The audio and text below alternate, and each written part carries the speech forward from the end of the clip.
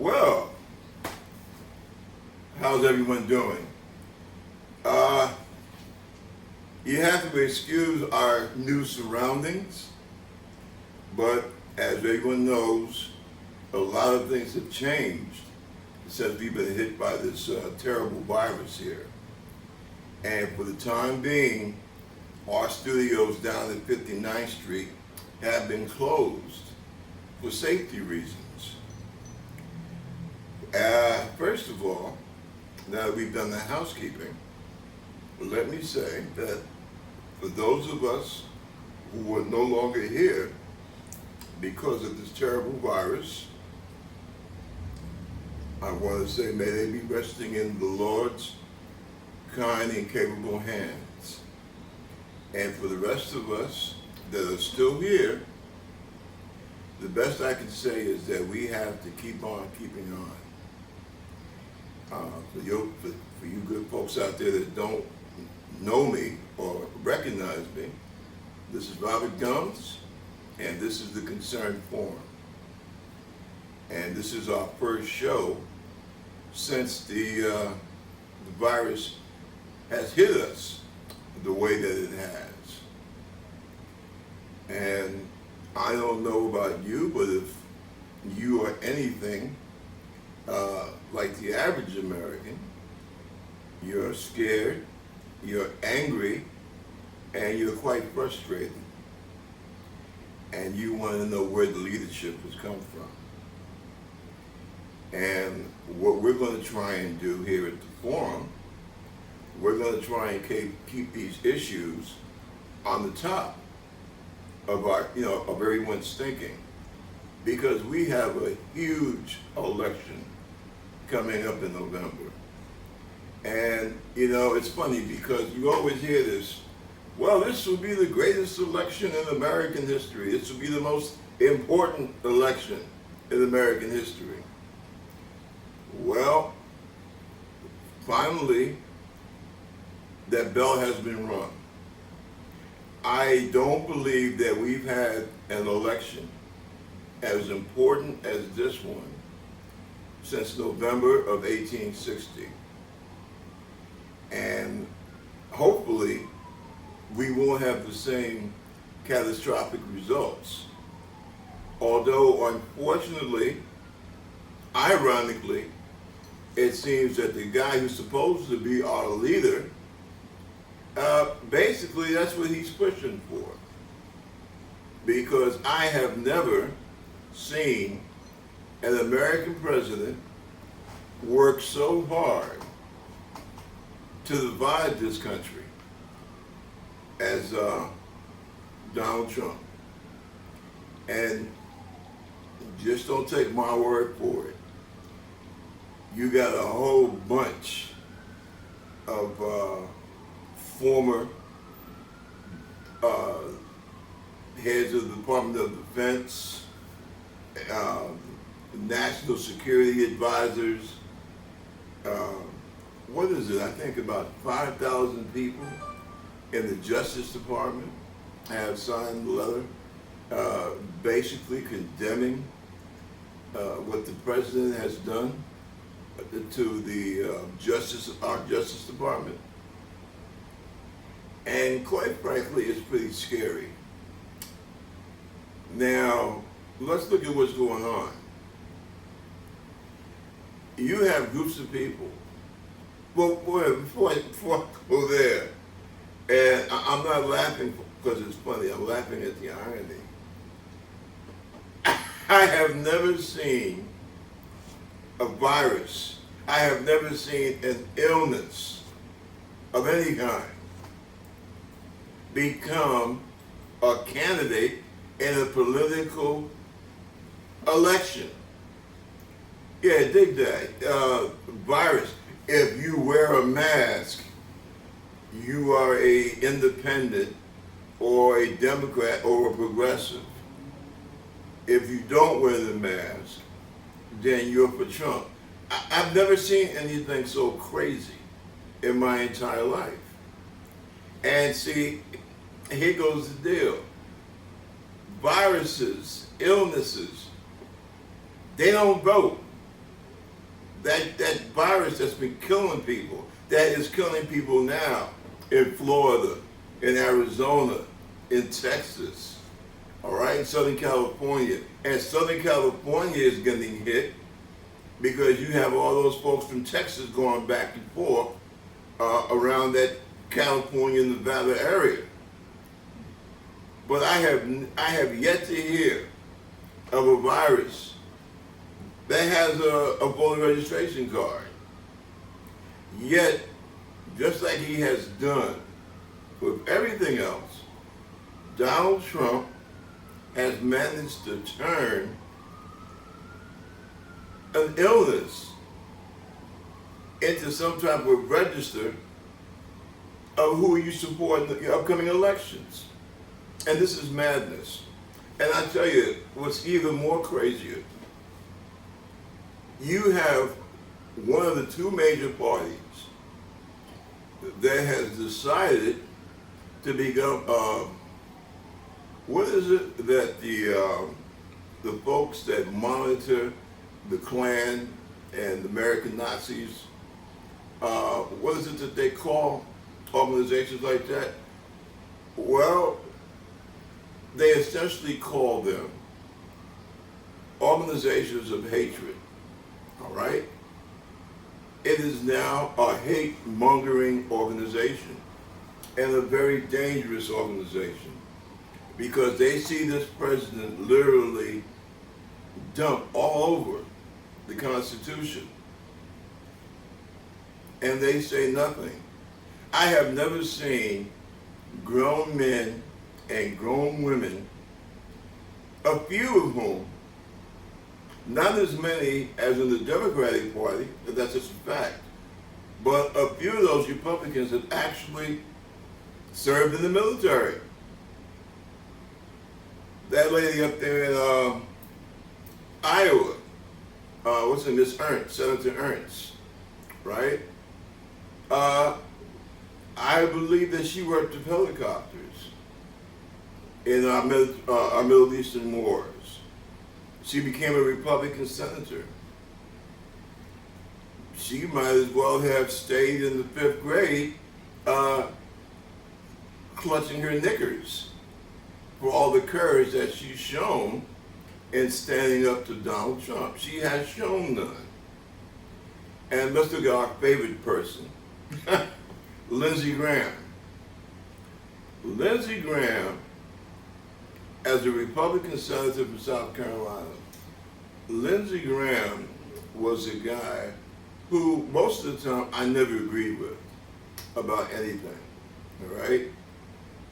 But I could say, well, yeah, I could sit down and have a drink of this guy because he was a decent fellow. You know, some people, you're not going to agree with everybody on everything.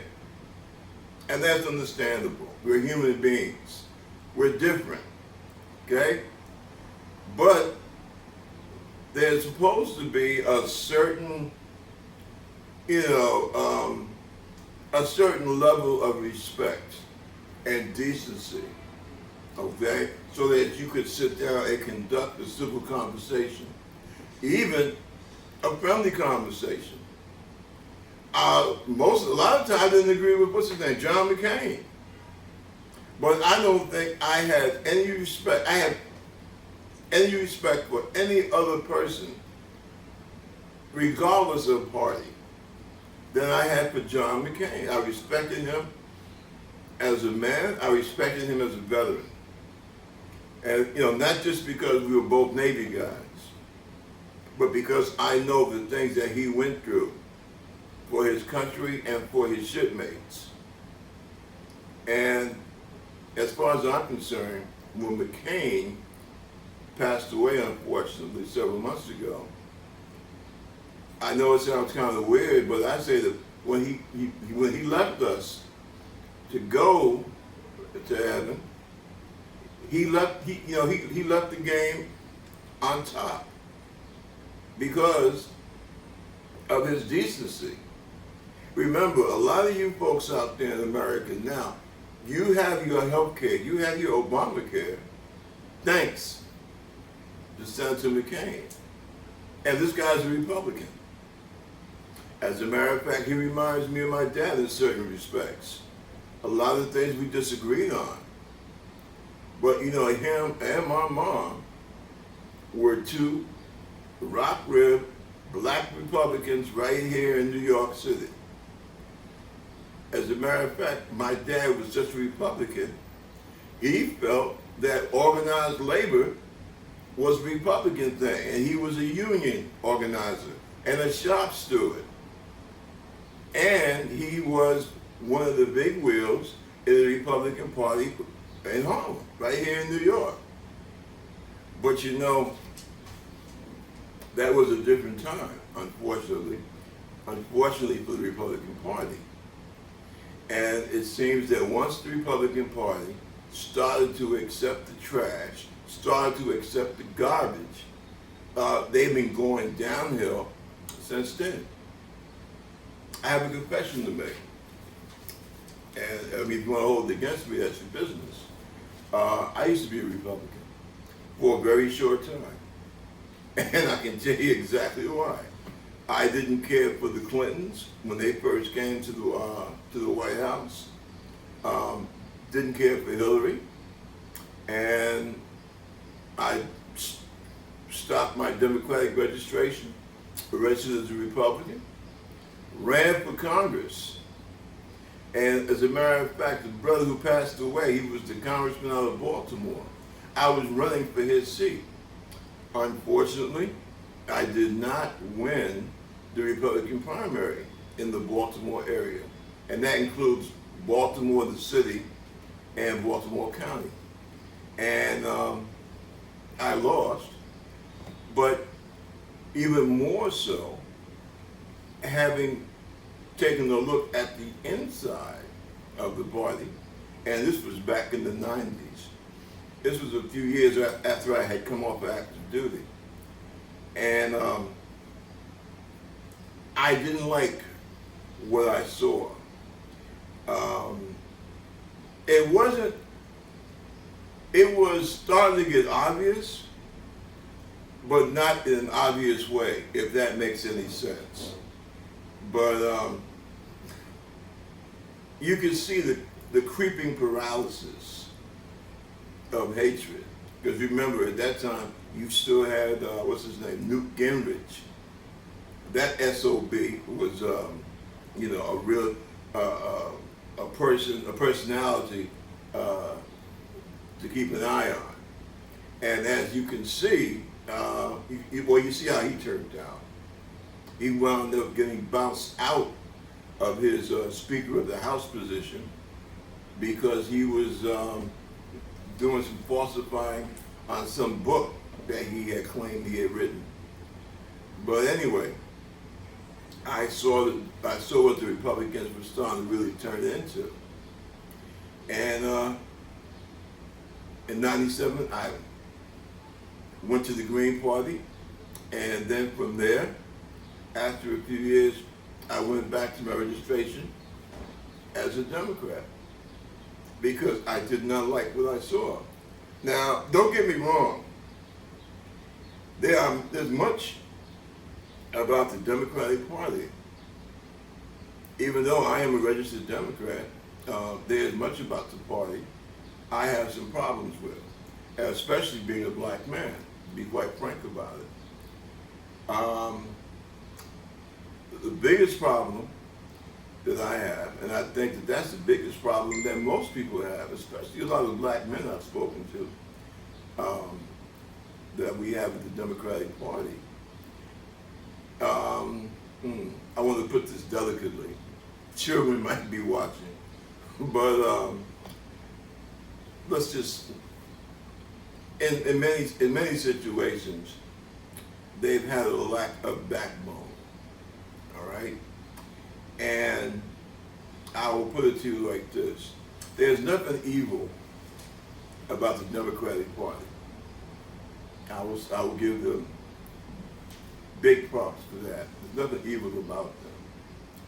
The Republican Party, oh my God. What started out as a good idea, that's no longer the case.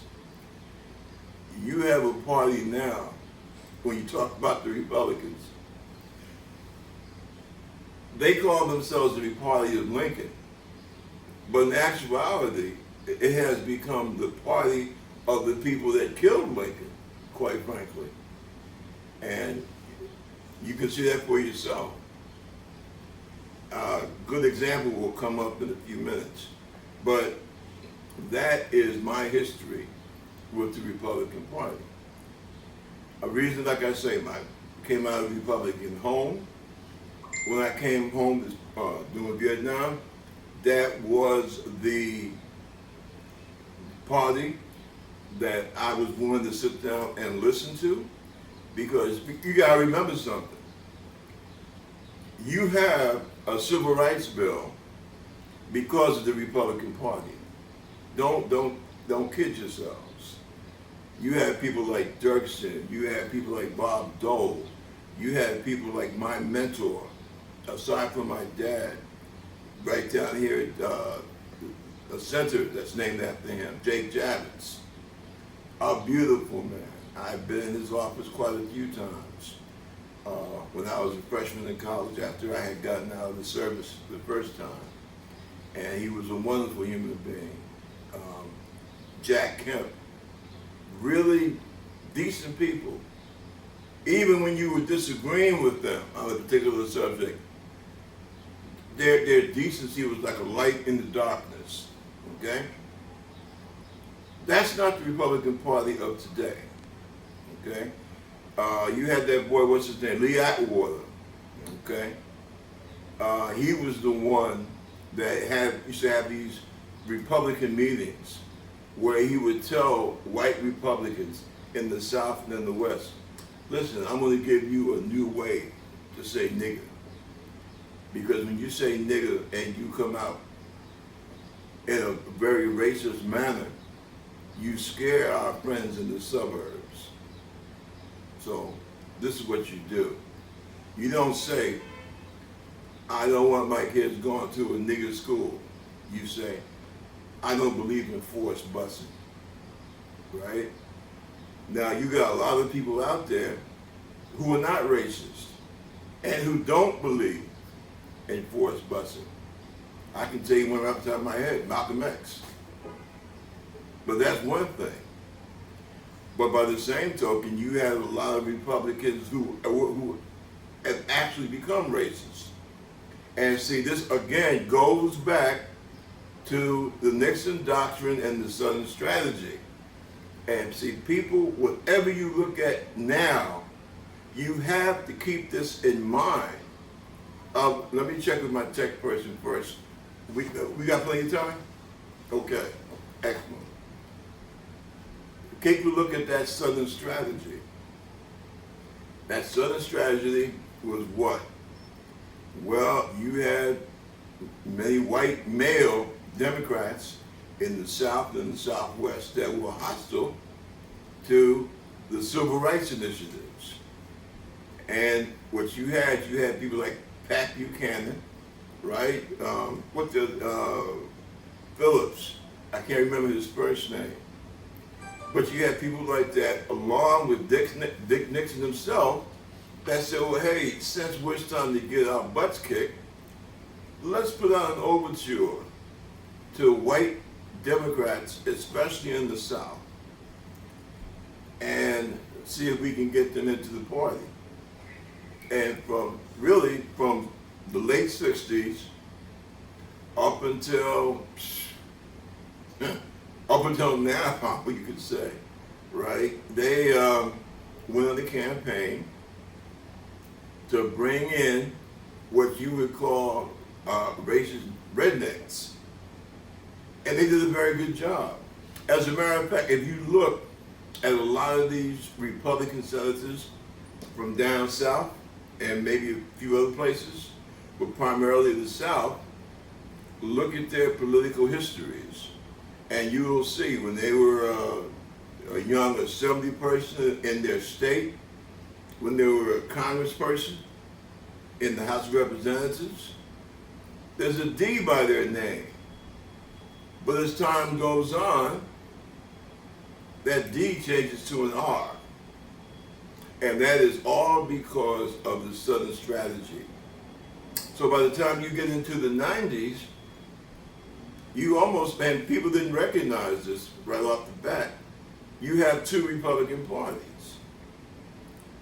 And the 90s was when the Republican Party really began house cleaning of moderate Republicans.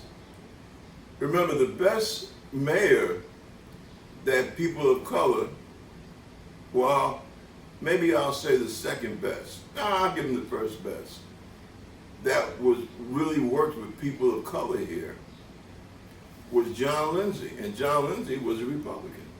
He came from what they call the Silk Stocking District in downtown Manhattan, should be Midtown Manhattan.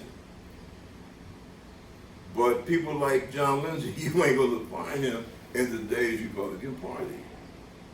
It's really hard to find decent people in the Republican Party of today. And I say that because if you stand by silent, and you hear about these guys going into the cloakroom, talking in private about, what Trump is doing it's totally off the wall. Yeah, but it's not doing us too much of any kind of good when you say it in confidence to your friend in the press or to your Democratic counterpart. Lindsey Graham, that's a different case. I don't know what the hell happened to Lindsey. Lindsey had some wacky ideas, but he was a decent guy. He was John McCain's best friend in Congress. That should have put enough backbone in the guy for 3 lifetimes. But I'm sorry to say that in his case, it didn't.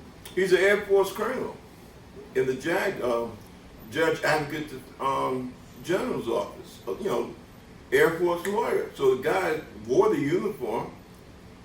He knows the difference between right and wrong. Now it's like he's trying to back away a little bit because Trump's ratings have fallen so precipitously that they're starting to have second thoughts. And I do believe that if Trump keeps going the way he's going, you're going to see some open divisions in the Republican Party. But that doesn't mean jack to me, because America needs you when you're standing up and telling the truth. We don't need you when is it safe now? And that's, unfortunately, that's what happened to Lindsey Graham. And a few others there, but Lindsey stands out in particular because before Trump was elected, and even after Trump was elected, he was merciless about Donald Trump. But then something happened, and they become golf buddies. Now I understand they don't play golf together anymore. So I guess Lindsey started to take a look at the polls. And also, because their brother in South Carolina that's running for that Senate seat of Lindsey's, throwing in a damn good campaign. So maybe that's starting to give Lindsey some second thoughts. But see, this is what you have going on. And what really burns me up, and I think that we're going to have to do something before the end of August. People, look, I don't give a damn if you like Trump or not, but you don't let anyone, put your child in danger and put you in danger unless you have sat down and you have thought it out. This guy wants to take your children and he wants to put them in states where the death toll is steadily rising, where the amount of people who are getting sick is steadily rising, and say, yeah, I want your kids back in school. No, on the computer. He wants to put them in a war zone. Okay? Now, we did that once before in this country. That was when Martin Luther King was fighting to get Alabama to allow black people to use the libraries and to vote and stuff like that. Remember Children's Day? That has to be an exception. But for just, going to school, something you can do on a computer, I know all about the human interactions and how necessary they are to the development of a human being, all right? But having to go through the inconvenience of America staying at home, or at least the kids staying at home and working on a computer, yeah, it's an inconvenience, but it might save their life. And don't let anybody tell you about, kids can't get sick. We just had an 11-year-old boy die from this virus, right down there in, I believe, Jacksonville, Florida. Yes, children can die from this. It's easier for older adults to die from this disease. But yes, children do die from it as well. And not only that, see, here goes the thing that you got to look at. Your kid just gets sick but doesn't die. But as I think it was Dr. Fucci or one of those other doctors who know what they're talking about has said, scar tissue on that child's lungs, brain functions, what is getting sick from this disease? What scars will that leave on your 10-year-old? Is it worth it? Because this guy thinks that by you throwing your kid into this danger zone, it will help him win re-election. Well, I tell you quite frankly, I think that this is the dumbest policy in a presidential campaign that I've ever seen. Because why in the hell am I going to vote to re-elect a guy that tries to bully me, and that's what he's trying to do, because he doesn't have the power to keep schools open. That is not in his constitutional mandate. But why am I going to vote for a guy that wants to use my kid as a guinea pig to help him get reelected? Now, my kids are grown, fortunately. I do, however, have a grandson in Texas. And I will tell you something. Anybody does anything that cause my grandson health problems, we're not even talking about mortality here. We're talking about him going through life with ripped up lungs or decreased brain function or what have you. They will answer to me, and not just to me, but to a whole bunch of parents and grandparents. Because I'm really looking at the feasibility of having some kind of massive parent strike right before the beginning of September. We cannot let this guy mandate the health care of our children from the White House. Remember, this is the same idiot, and I'm specifically using this term to apply to President Trump. This is the same idiot that said that the virus was a hoax. Remember that? And what else did he say? Oh yeah, it's a hoax, it's a plot with the media and the Democratic Party to make him look bad for the election. I would dare say that there are a lot of easier ways to make a president or help to get rid of a president without conspiring across the entire planet. Remember, people have gotten this illness in London, in Rome, in Paris, in Madrid, in Canada, not just the United States. The problem is that in those countries, for example, who I've just mentioned, they have real leadership. And guess what? We, America, we have the worst results of this disease. We have the highest deaths and the highest levels of sickness. Us, America, our European allies, Western countries. If I wanted to leave the United States, I don't think I can.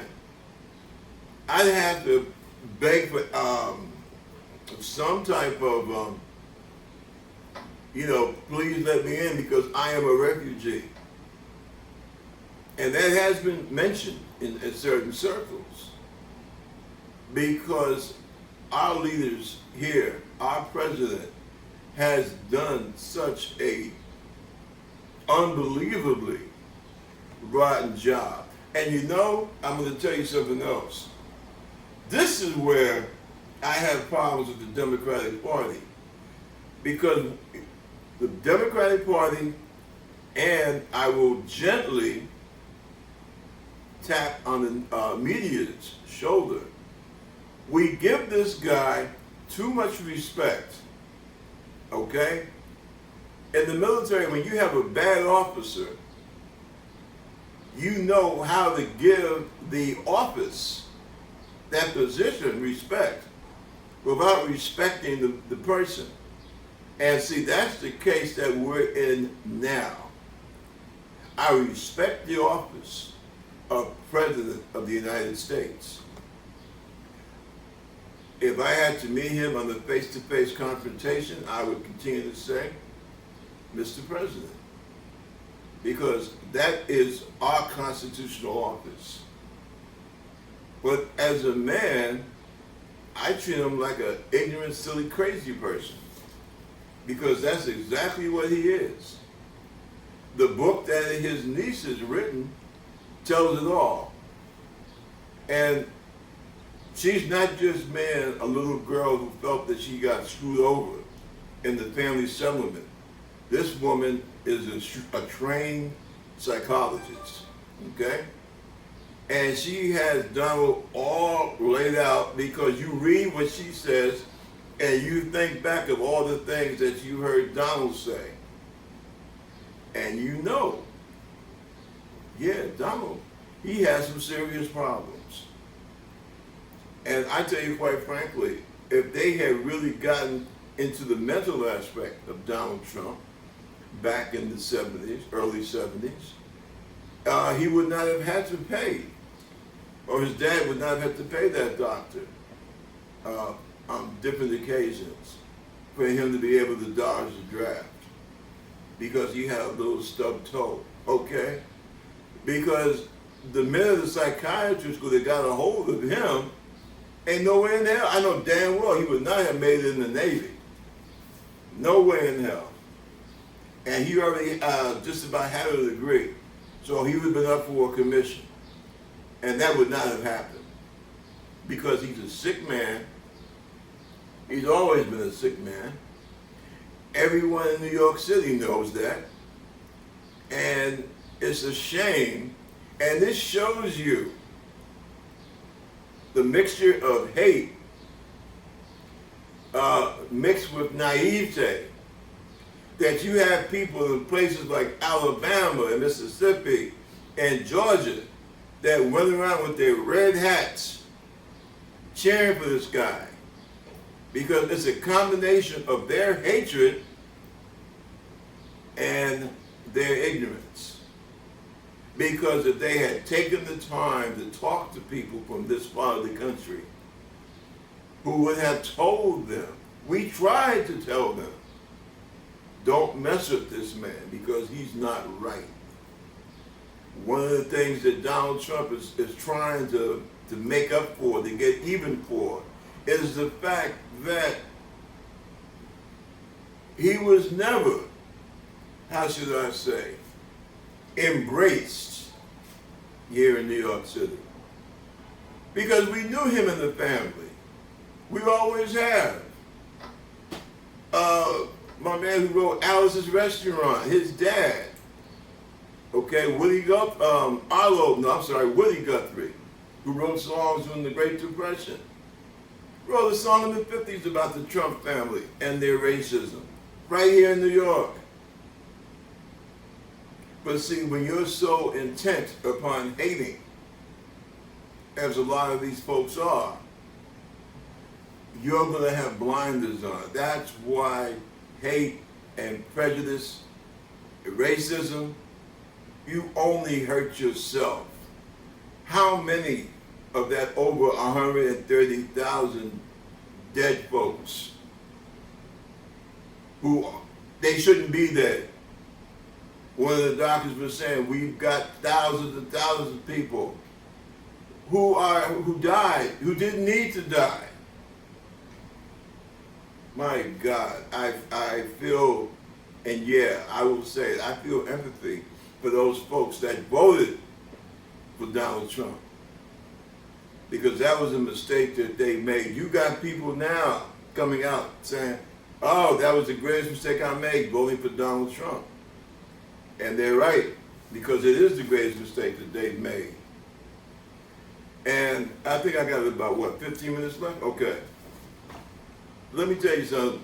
One other thing about this guy.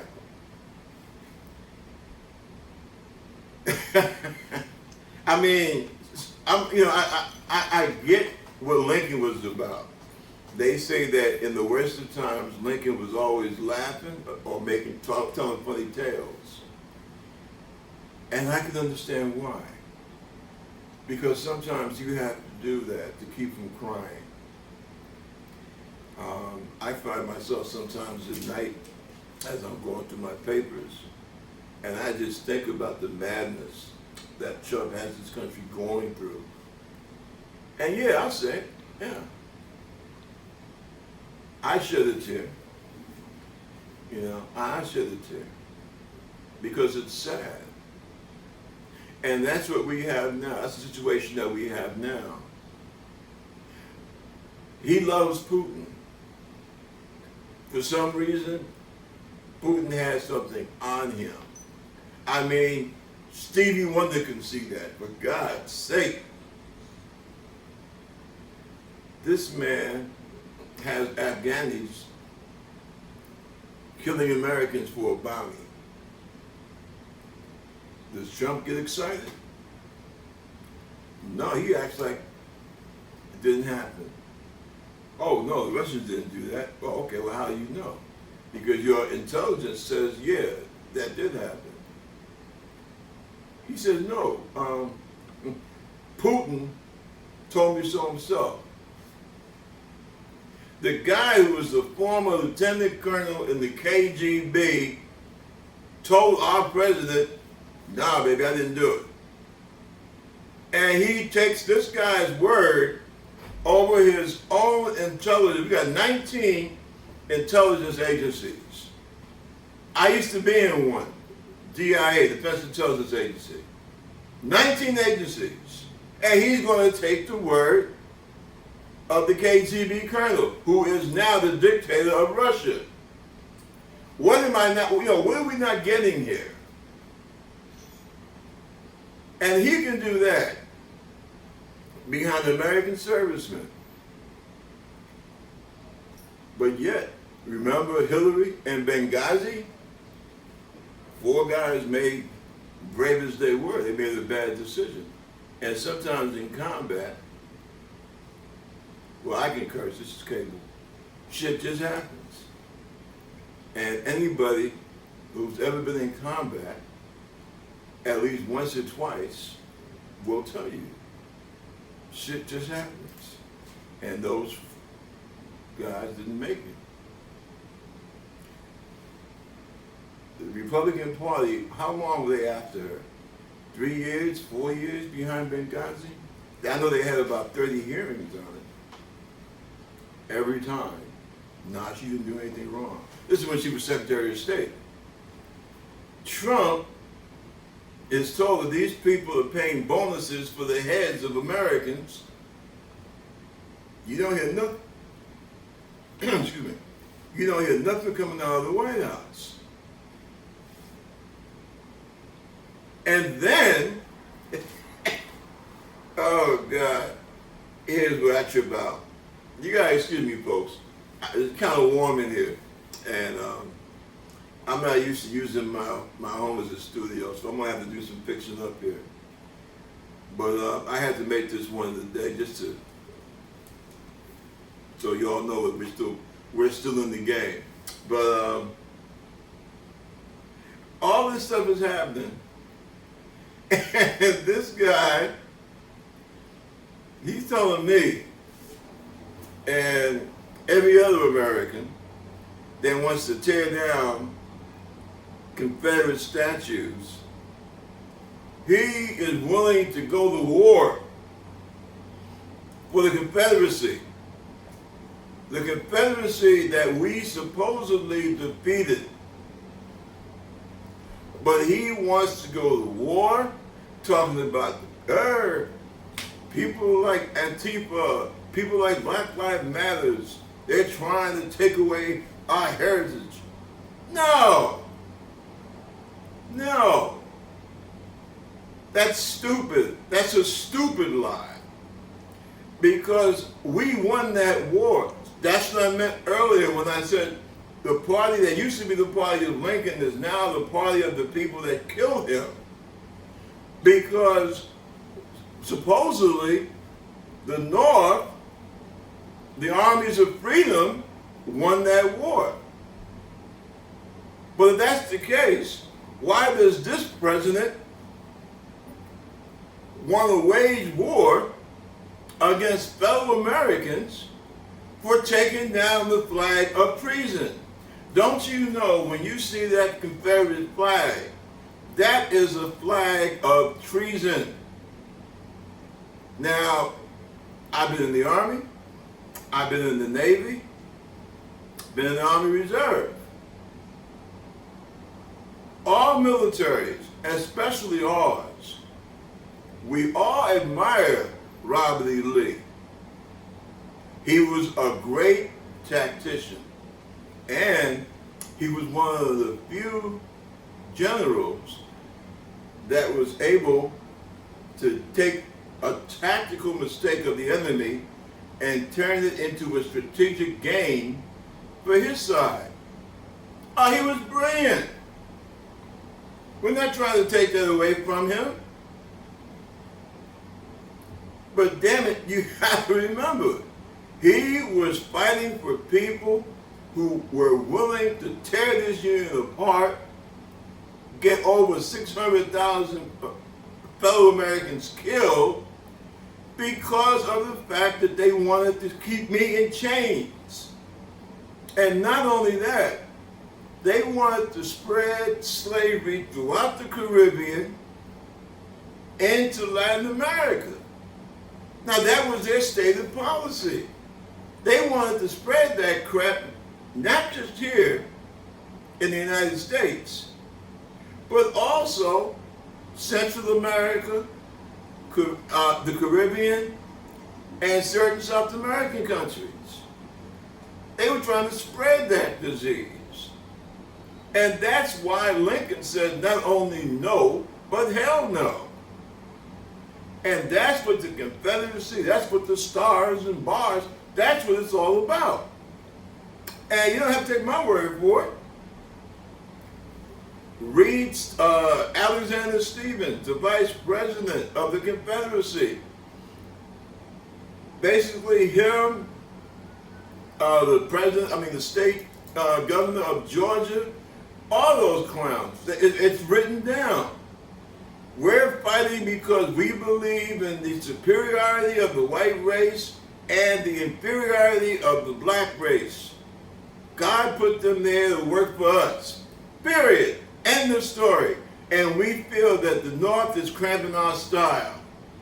So we're breaking up the Union. That's what that flag is all about.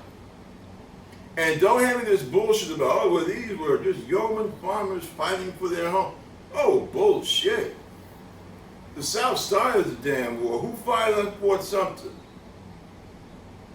See, this is the thing. What the South has been allowed to do, I want to be careful here because I don't want to start any other wars, at least not today. But it's a little bit kind of like what we did at the end of World War II. We, through the book of Germany, Nazi Germany, Japan, let's say that we didn't necessarily throw the book at them.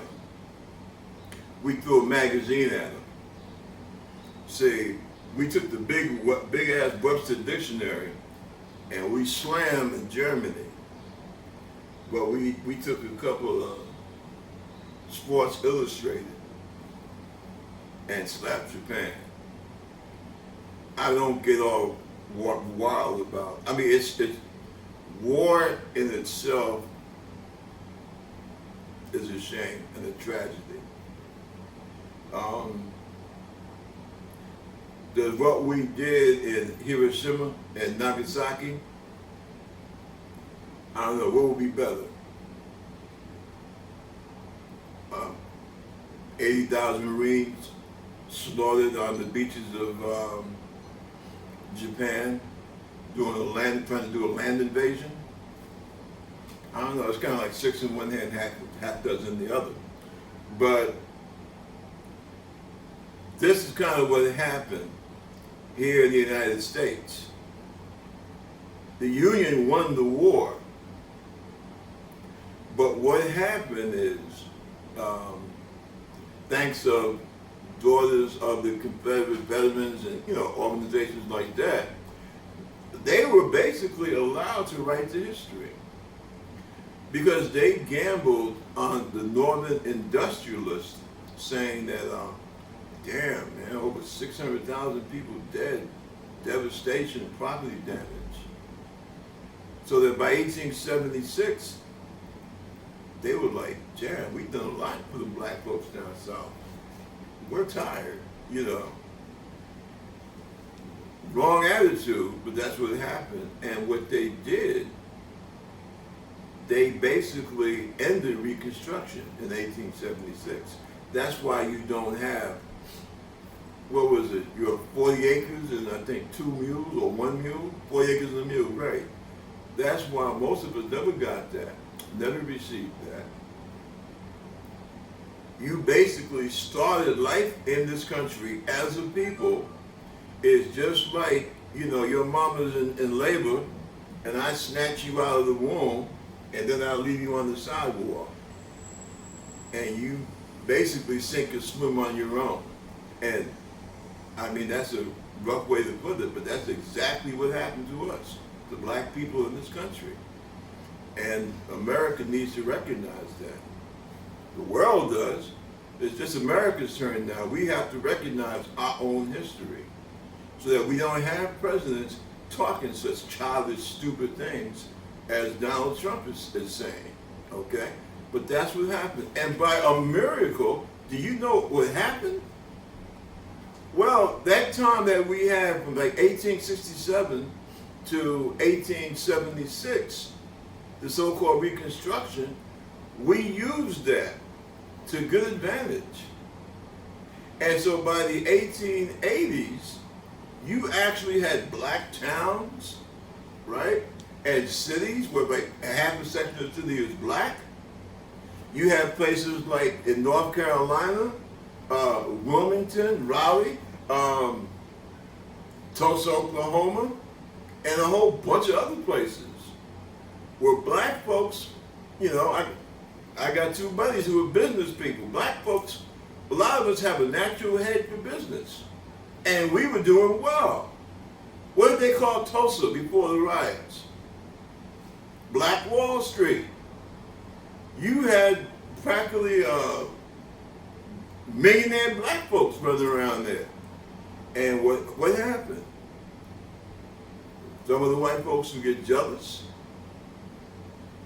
An incident would happen, and they would use an incident or a lie, and they would use that as an excuse to burn down what was in many cases the most prosperous section of the town, the black section, and kill a bunch of black people. I think in Tulsa they killed over 300, and basically destroy Black Wall Street. I think it was something like about almost 300 city blocks or some ungodly figure like that. And that happened throughout the country. So then they come in with the Jim Crow laws. You can't be black and buried in this cemetery and all this, you know. Black Union War veterans dragged out of the grave and put in the colored cemetery. You know, all kinds of craziness, you know. If a white gal marries a black dude, she has to leave that town or that city, or, you know, the madness. So that you look and you say, well, damn, you know, how come these black people just can't seem to make it click? Well, I'll be honest about it. I think that to a large extent, that's true. Not because of any innate inferiority, but because when you used to seeing everything that you try to do gets burnt to the ground, and when you stand up like a man and try and protest, and the next thing you're being hung from a lamppost, it kind of it gets next to you. I knew of a guy, he was a medic in the last war, not Vietnam. I'm talking about World War II. No, I stand corrected. Korea. And he's talking about an American flyer who had been shot down on a mission. And he had been held captive for like about 2 years. And what happened, he had this thing where if somebody said a certain word, he would start to wet himself. He would piss on himself, right? Now this guy was a highly educated, technical aeronautical engineer who had joined the Navy and had been shot down fighting for his country and had been held captive. And these people, Pavlov's dog. You went to school, right? You had Pavlov's dog. You make a dog go for his meal every time you ring a certain buzzer. And that's what they did to this guy. You know? And that's being a human being. And that's what America, not all of America, but unfortunately, a part of America that could have done something to help, that's what they allowed to let happen over and over and over again. So if, you know, conservatives want to talk this nonsense about, well, yeah, black people have this problem and that problem and the problem with education, I would beg to differ. I would say that, like Colin Powell, for example, we've always had, and he said it himself, there was always a Colin Powell around. They just never got the opportunity. And see, that's the problem that we have here in America now. You look upon black people and you see a certain reaction, a certain, there's a word for it, but you see us acting in a certain way in certain situations. And generally speaking, you say, why? Why do black people say that? Why do they look at it like this? It's called experience. See? That's why what we need to have in this country, we need to have an open and honest discussion about what happened. A crime was committed. This is the first time in world history, right? A massive crime was committed. Oh, I'm not just talking about slavery. You know, that was bad enough. But it's, you know, it's never been investigated thoroughly. And that's what we have to have happen here. And as I wrap up, I want to say one other thing. And this whole terrible struggle, hatred, racism, you know who my favorite American is? A New Yorker, a guy named John Brown. Yeah, that's right, Harper's Ferry's John Brown. Because that's a white guy who felt so strongly about justice that he risked his life, the lives of his sons and daughters, to free my people. And he didn't have to do that. That's why that's my greatest hero. Has to be. Anytime you're going to die for me, yeah, man, you and me got a thing going on. So, I don't want anybody to say that I'm trying to preach hate or anything of that nature. Because we have seen from what happened to the Jews in Germany, what happened to the Native Americans here, what happened to African Americans here. Hate is poison. And poison is a good thing, like this country could be. So no, I'm not in for that. But we got to start finding truth. Because if we were about truth, Donald Trump would not be in the White House today. He would not be killing Americans through his laziness, his ignorance, his treasonous behavior that is causing our deaths, both young and old. And we have to make sure that come November, he's not able to do it anymore. Listen, you folks out there, stand up to this guy, number one. Number two, take care of yourselves. We got to make it through this disease. We're going to make it.